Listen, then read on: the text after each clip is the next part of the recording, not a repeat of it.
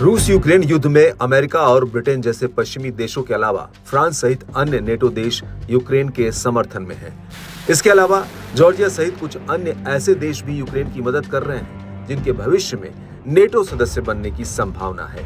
हाल ही में फ्रांस और जॉर्जिया सहित बाल्टिक राज्यों ने भी यूक्रेन की मदद के लिए अपने लड़ाकों को यूक्रेन की धरती पर भेजा है। इसको लेकर रूस के पूर्व राष्ट्रपति दिमित्री मेदवेदेव ने गुरुवार को अपनी आपत्ति जाहिर की है। मेदवेदेव ने कहा कि अगर नेटो सैनिकों को रूसी सैनिकों के खिलाफ लड़ने के लिए यूक्रेन में तैनात किया जाता है तो उनकी हत्या के बदले इनाम दिया जाना चाहिए। रूसी बिजनेसमैन और एक्टिविस्टों ने भी यूक्रेन को मदद के रूप में उसके पश्चिमी सहयोगियों से मिले टैंकों को नष्ट करने के लिए इनाम निर्धारित किया है। मेदवेदेव ने सोशल मीडिया पर एक पोस्ट में यूक्रेन के पश्चिमी समर्थकों पर निशाना साधते हुए तर्क दिया कि अगर वे मानते हैं कि यूक्रेन में विदेशी सेना भेजने से कोई खतरा नहीं होगा तो वे दुनिया को मूर्ख बना रहे हैं। उनका दावा है कि अगर नेटो सैनिक यूक्रेन पहुंच जाते हैं तो वे गैर लड़ाकू भूमिकाओं तक ही सीमित नहीं रहेंगे।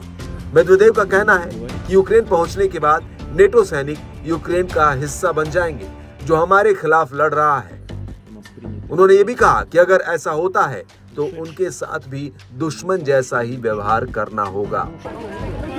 आपको बता दें कि यूक्रेन की धरती पर नेटो सैनिकों को भेजने का विचार फ्रांस के राष्ट्रपति इमैनुअल मैक्रों ने रखा था।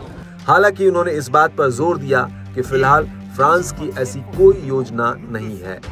इस बीच खबर ये भी आ रही है कि बुधवार को रक्षा प्रमुखों के बीच फोन पर बातचीत के दौरान रूसी रक्षा मंत्री सर्गेई शोइगु ने अपने फ्रांसीसी समकक्ष सेबेस्टियन लेकोर्नु को चेतावनी दी कि यूक्रेन में फ्रांसीसी सैनिकों को भेजने के विनाशकारी परिणाम होंगे।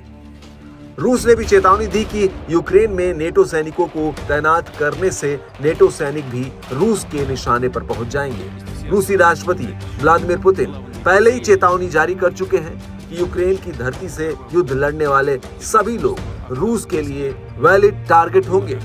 हालांकि रूस के पूर्व राष्ट्रपति की चेतावनी का यूक्रेन और उसके मददगारों पर क्या असर पड़ता है ये तो वक्त बताएगा।